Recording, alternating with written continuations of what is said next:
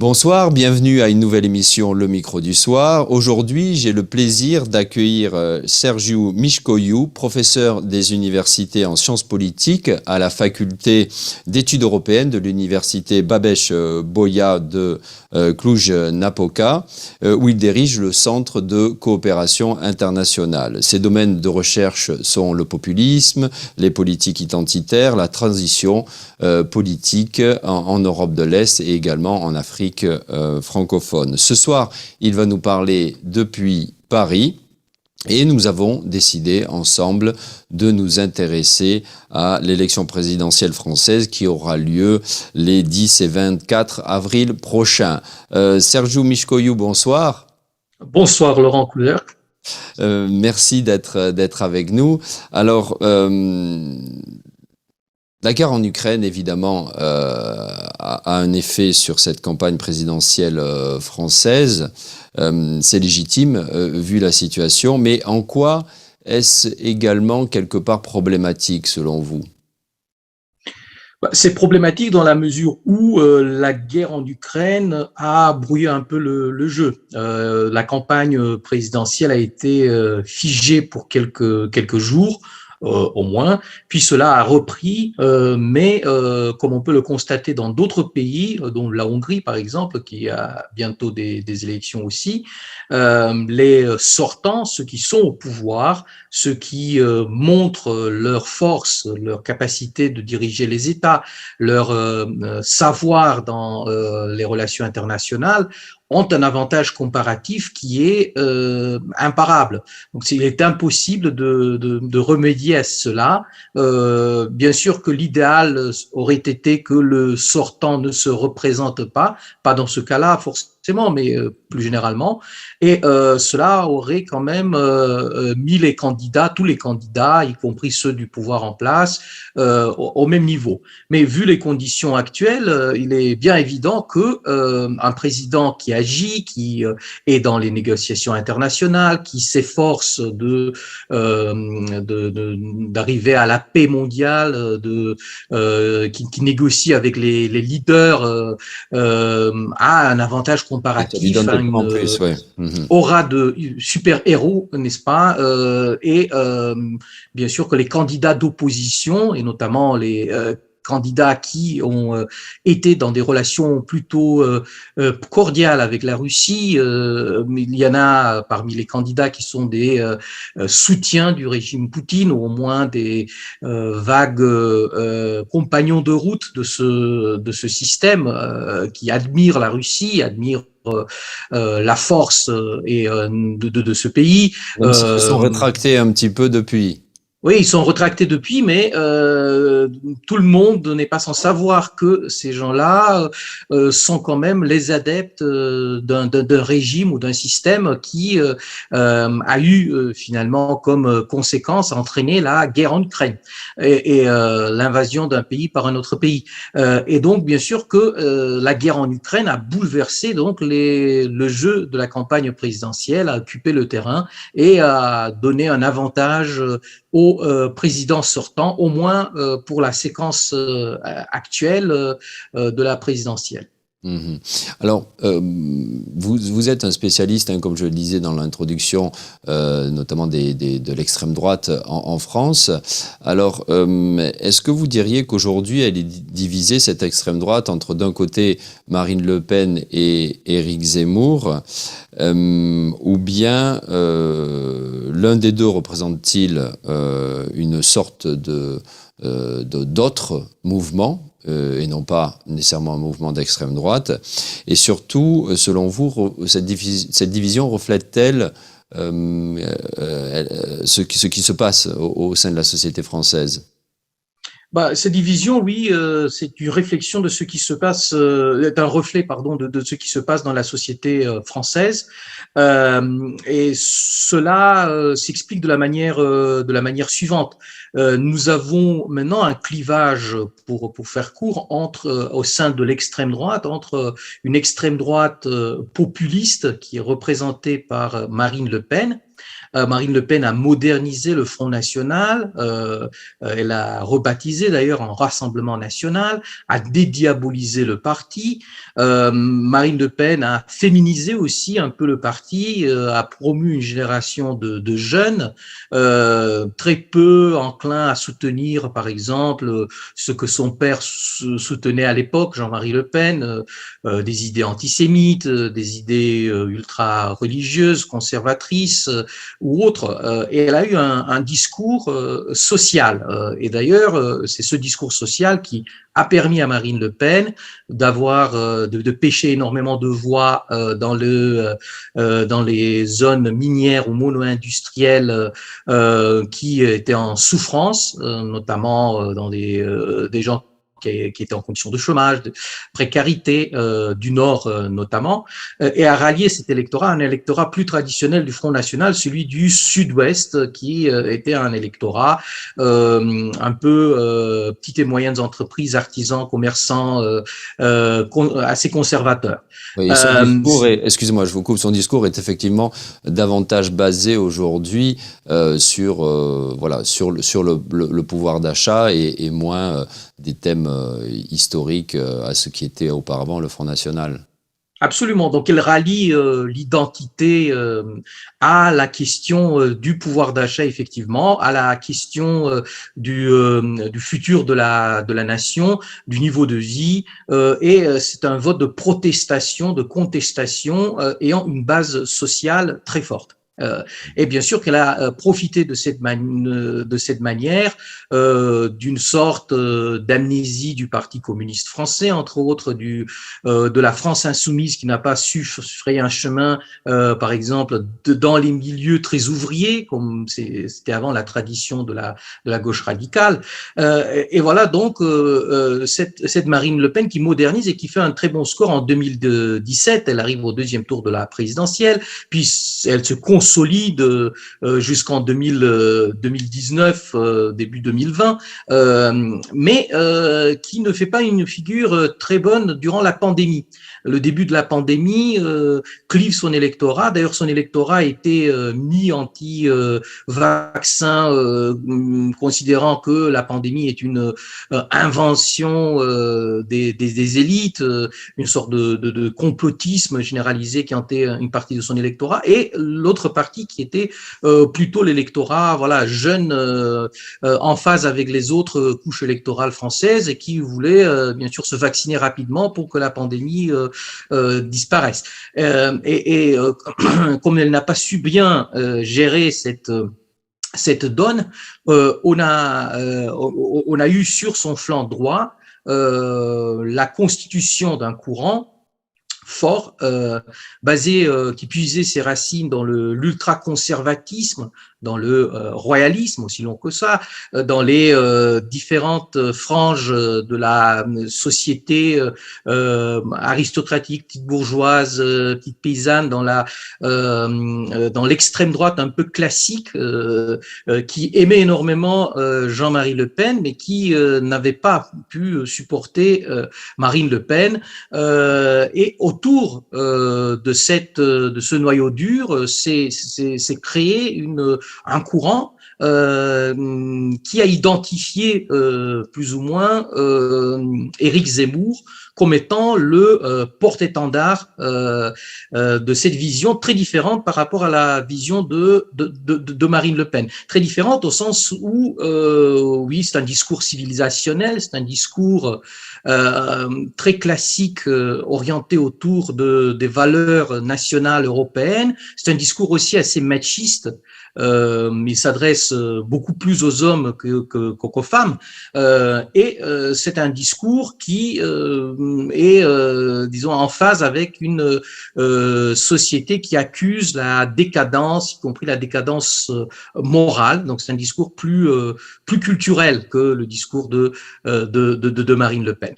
Et entre les deux, il y a évidemment une concurrence assez importante. On a un nombre par exemple, catholiques traditionnels, on a un nombre d'hommes d'affaires aussi, un peu dans les milieux classiques, qui n'étaient jamais trop républicains, qui sont ralliés à Éric Zemmour.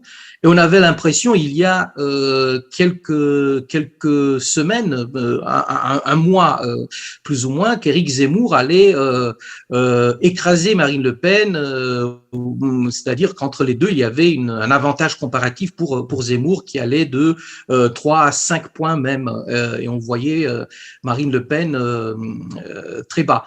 Bah, Ce qui n'est plus justement, le cas aujourd'hui. Mhm.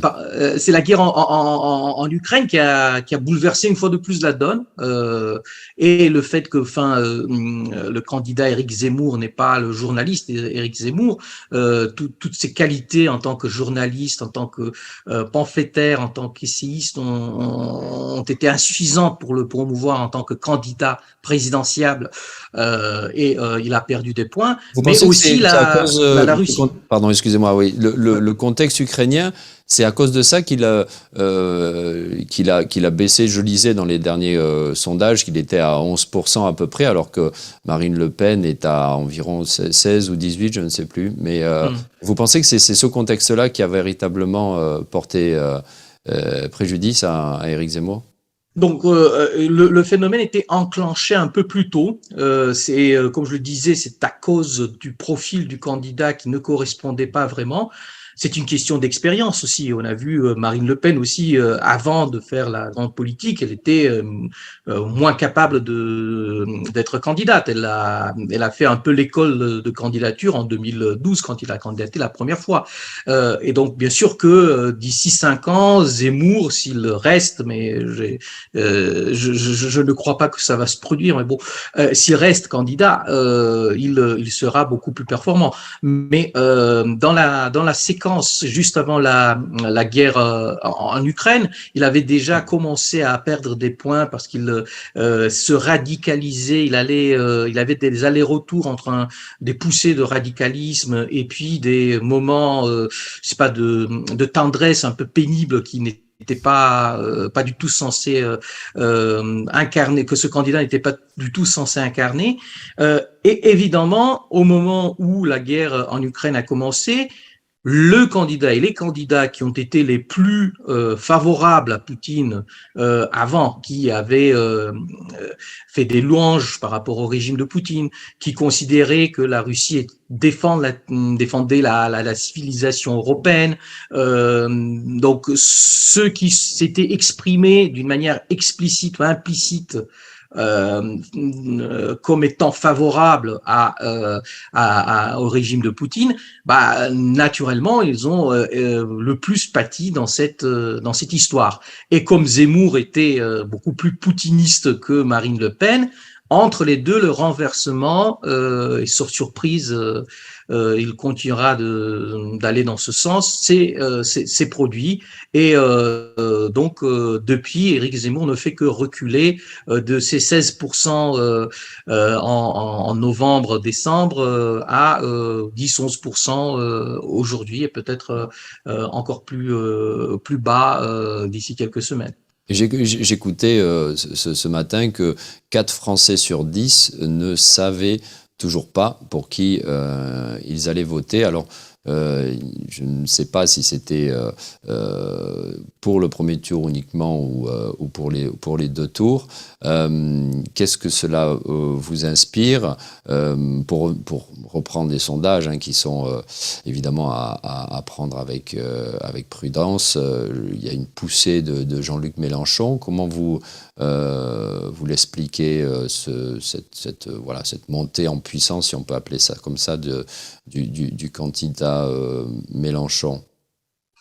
Bah, les 4 Français sur 10 qui ne savent pas avec qui voter sont, je crois, 3 sur ces 4-là sont des votants traditionnels de gauche qui se trouvent un peu dans l'embarras.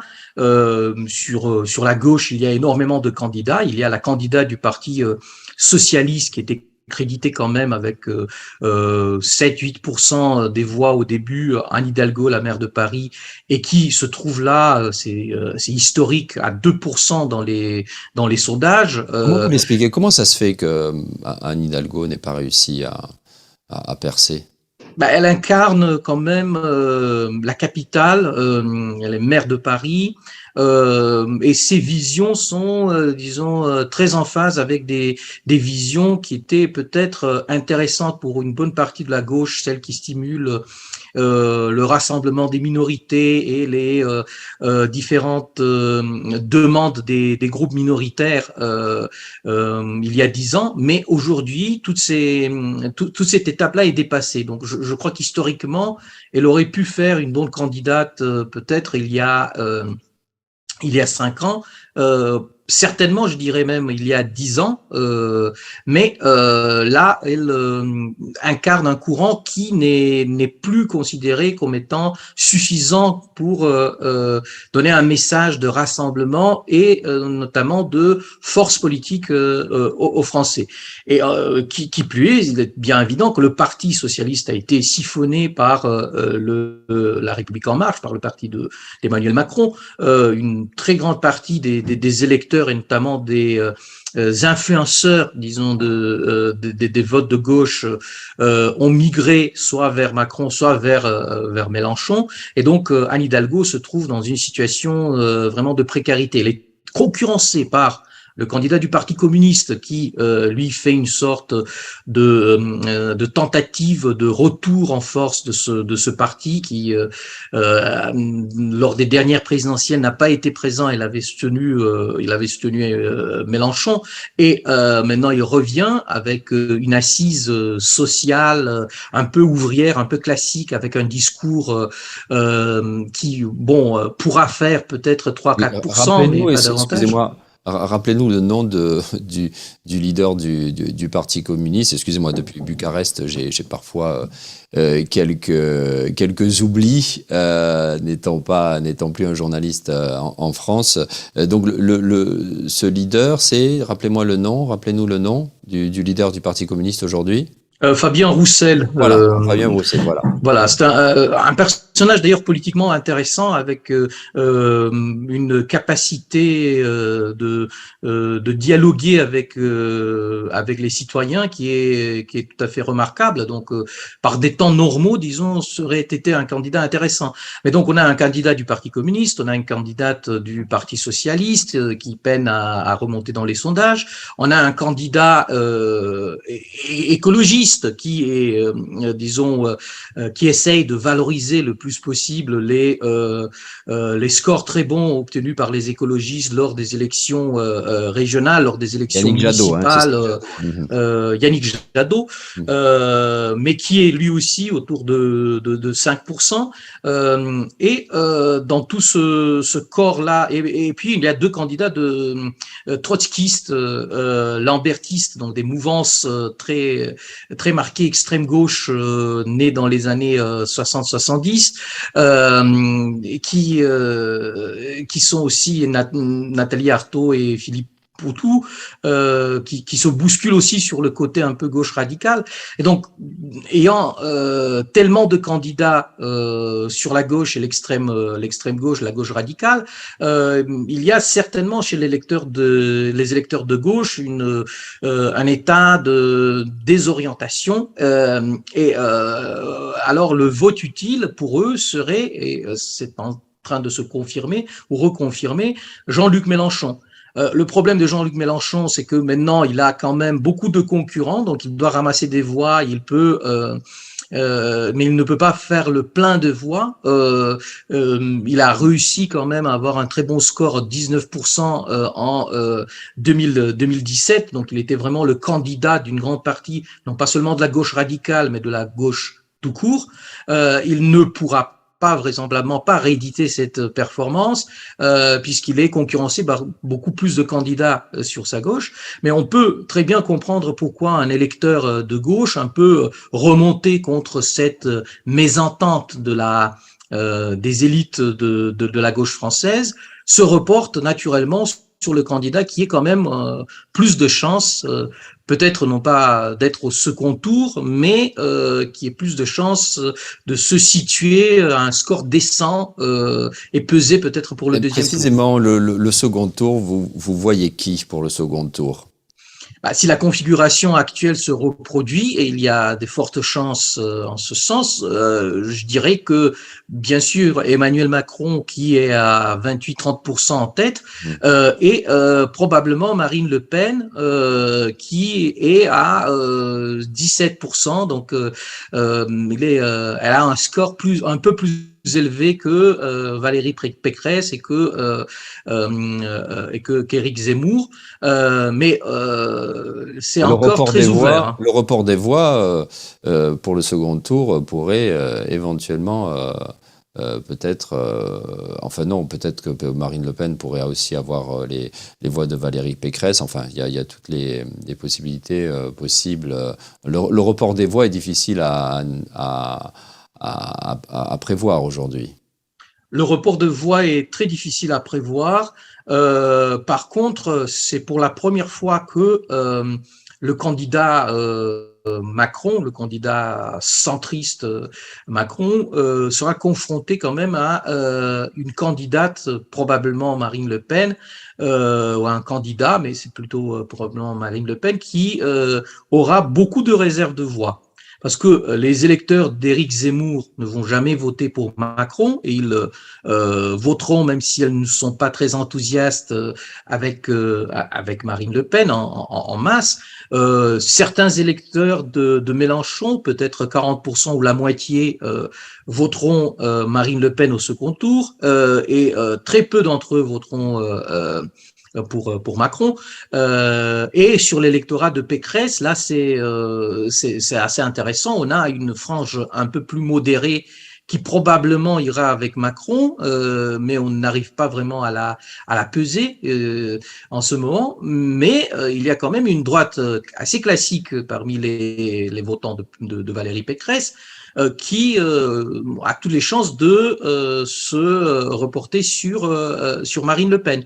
Et donc, par conséquent, au second tour, Marine Le Pen semble bénéficier d'une réserve de voix et d'une certaine dynamique, en théorie, qui est plus importante que celle d'Emmanuel Macron. Ceci dit, mathématiquement, il sera très difficile de devenir majoritaire. Il y aura certainement une nouvelle fois un cordon sanitaire, un blocage républicain, un front républicain qui se créera, et il est aussi assez probable donc qu'Emmanuel Macron réussit au second tour à remporter le scrutin, mais non pas avec 2/3 des voix comme ce fut le cas en 2017, mais probablement avec quelque chose comme 55%, 56%, mais ça c'est des prédictions qui sont très approximatives.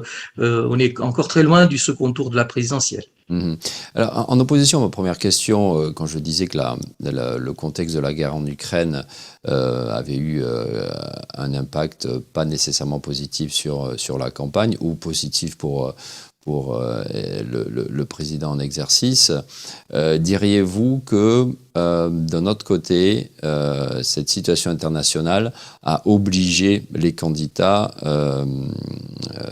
les a obligés à sortir de leur précaré, a obligé aussi les Français à s'intéresser peut-être davantage à ce qui se passe ailleurs, hors des frontières, ou bien est-ce que vous avez senti que pour la plupart des candidats, l'Ukraine était un thème en soi, mais que ça n'avait pas véritablement ouvert les campagnes vers les relations internationales? Il est très difficile de calquer les thèmes, de caser les thèmes liés à la politique internationale dans les campagnes présidentielles. Pourquoi? Justement parce que les Français, pas seulement les Français, s'occupent de leurs propres problèmes. Elles espèrent que le président va résoudre nombre de problèmes d'ordre social, économique, politique interne. Et on a l'impression aussi qu'avec l'intégration européenne de la France, la marge de manœuvre à l'international et notamment au niveau de l'Europe n'est plus ce qu'elle était avant. Donc on peut s'imaginer très bien que le vote en 65 entre De Gaulle et Mitterrand au second tour était un vote aussi lié un peu à l'international. On se demandait si Mitterrand avait la carrure internationale nécessaire à l'époque. Mais aujourd'hui, les choses ont beaucoup changé. Et comme vous l'avez dit, oui, la guerre en Ukraine a remis un peu dans la campagne présidentielle les thèmes liés à l'international. Mais les candidats se sont d'une manière assez opportuniste roués sur l'Ukraine. Ils ont fait une sorte de concurrence l'arme à l'œil qui est la plus favorable à l'accueil des réfugiés ou qui a les meilleurs liens ou les réseaux nécessaires pour influer sur Poutine éventuellement afin qu'il change de décision, ainsi de suite. Donc tout cela était un peu caricatural, je trouve, et très peu de substance derrière tout cela.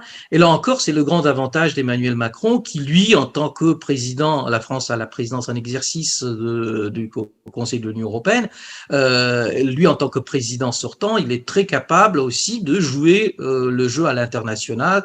L'expérience aussi joue énormément, c'est-à-dire que en tant que président en exercice, tu peux très bien savoir comment peupler ton discours des thématiques internationales européennes et tu as un savoir-faire, tu connais, tu as des rapports, tu as tout ce qu'il faut pour comprendre et te faire devenir crédible sur les thèmes internationaux aussi, à la différence des autres candidats qui, eux, ont parfois une expérience internationale réduite. Donc, oui, d'une certaine façon, c'était intéressant de voir pour la première fois depuis très longtemps des thèmes liés à l'international dans la campagne présidentielle, mais tout cela n'a pas été, à mon avis, jusqu'à présent au moins, abordé d'une manière très sérieuse. Et il y avait juste une sorte de concurrence opportuniste sur En particulier, oui. voilà, pour draguer les voix des Français qui compatissent avec la souffrance des Ukrainiens, comme il est très, très normal de faire. Alors, Sergiu Mișcoiu, quand vous êtes, non pas à Paris, mais depuis Cluj-Napoca, et que vous regardez la politique, que vous observez ce qui se passe en France, mais pas seulement la politique, de façon générale, qu'est-ce qui vous marque le plus et qu'est-ce qui vous préoccupe le plus et qu'est-ce qui vous rend optimiste pour la France ? Je crois que, pour commencer avec la dernière partie de votre question, je crois que les débats d'idées continuent. C'est l'un des pays les plus politisés, mais aussi les plus idéologisés. Ce n'est pas seulement la politique politicienne, individu contre individu ou clan contre clan, mais c'est aussi quand même des confrontations des différentes visions du monde. Elles ne sont plus dans ce qui était avant le clivage gauche-droite, où on avait un déploiement très, très unitaire, très binaire de ces visions-là, mais c'est peut-être davantage intéressant, on a beaucoup de thématiques qui sont idéologiquement intéressantes à fixer, à suivre, et il y a des débats, ce qui n'existe pas, il faut l'avouer, dans des pays comme, ou très peu existe dans des pays comme la Roumanie ou la Pologne ou d'autres pays de ce type, où la plupart des débats sont vraiment très liés à des confrontations concrètes entre les groupes. Ça, c'est ce qui me rend assez optimiste et je le dis d'une manière un peu égoïste, vu du point de vue du politiste. Maintenant, avec de l'autre côté, il y a une précarité de plus en plus importante du contenu de ces idées. Si on regarde les grands débats sociétaux qui ont existé avant en France, la qualité et, disons, aussi le côté logique et rationnel, la capacité d'articuler les idées était nettement supérieure. On a perdu quelque chose entre la génération de Giscard d'Estaing et la génération de Macron. On a perdu quelque chose. Là, une fois de plus, c'est à l'avantage d'Emmanuel Macron, qui est lui plus intellectuel que les autres candidats et qui a très bien compris que la France est un pays d'idées aussi et qu'il fallait jouer le jeu. Et une chose préoccupante, c'est quand même cette tendance à rester dans un clivage qui semble continuer depuis 2017 entre ce qu'on appelle le camp progressiste, le camp populiste. C'est appauvrissant pour la politique d'avoir seulement cette idée du monde. Ça légitime énormément le camp populiste contre le camp progressiste, et cela ne permet pas de juger les candidats sur la base des nuances, sur la base des propos particuliers, des idées concernant des domaines de la politique publique. Mais cela réduit un peu l'espace politique à une confrontation binaire. Tu es soit avec les progressistes, soit avec les populistes. Si tu ne fais plus confiance dans l'establishment, alors tu n'as pas d'autre possibilité que de te mettre du côté de ceux qui contestent. Et cet appauvrissement est un peu dangereux, justement. On peut facilement s'imaginer à la fin du second mandat d'Emmanuel Macron, j'anticipe un peu, je sais, mais c'est un peu mon métier, avec une société qui sera largement maintenant opposée aux idées du président sortant, et avec une énergie un peu nationaliste, populiste, identitaire qui se concentre dans des secteurs différents de la société. On peut s'imaginer ce que cela peut donner en tant que, non pas seulement résultat électoral, mais aussi atmosphère et vie sociétale en France d'ici 5 ans. Donc, vous attendez donc à davantage de clivage, notamment ce sera avec un second quinquennat, Emmanuel Macron qui voudra progresser dans